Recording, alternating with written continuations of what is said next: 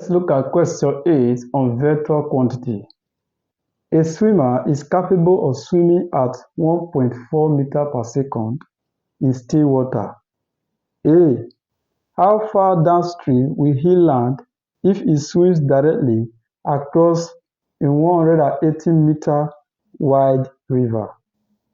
B. How long will it take him to reach the other side? If you look at the question, the flow or the current of the river wasn't given. And let's assume the river current to be 3 km per hour from our previous question. So from here, we have given, let's assume this to be the river. From this point, let's assume here to be the current, which is 3 km per hour. If the man swims directly across the river with a speed of 1.4 meters per second, how far downstream will he land if he swims directly across a river that is 180 meters wide? So from here, if the man swims across this river and the current of the river is flowing at a speed of 3 km per hour, the man's destination will end at this point. So this is our resultant velocity. So from here, we can draw our parallelogram. This line is equal to this line, which is 3 km per hour. Here will be the direction from where the man will land.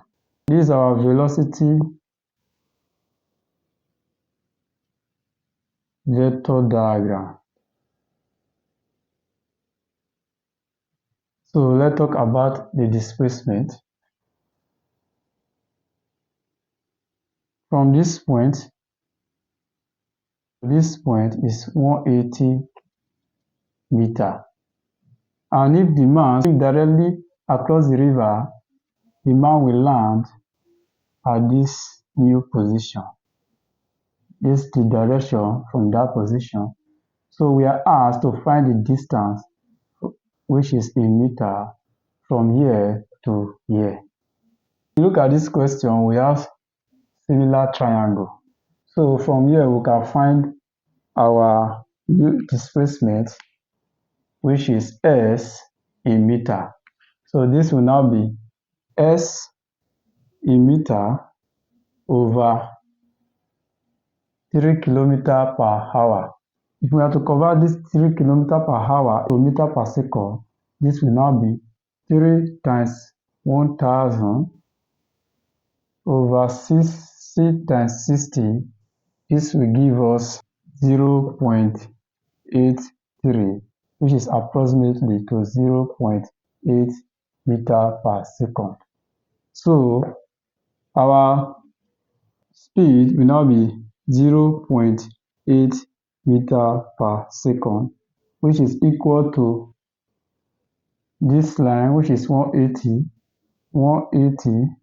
in meter over this line, which is 1.4 meter per second.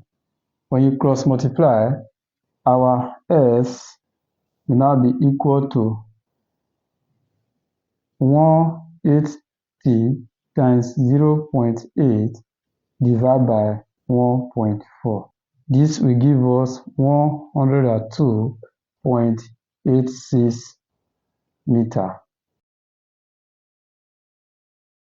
This is how far he will land if he swims directly across the river.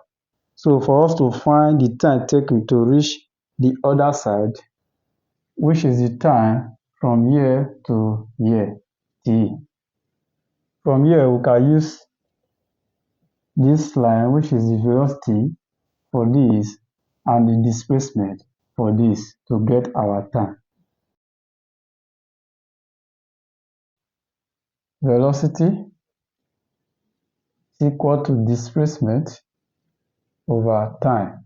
Therefore, time will now be equal to displacement over velocity, which is equal to displacement is 180 divided by the velocity, which is 1.4 meter per second, and here is in meter. So this will give us time will now be equal to 180 divided by 1.4, we now have 128.57, which is approximately equal to 129 seconds. This is our answer to this question. And this will be the end of vector quantity. Please click on subscription button to get our next video on physics. Thank you.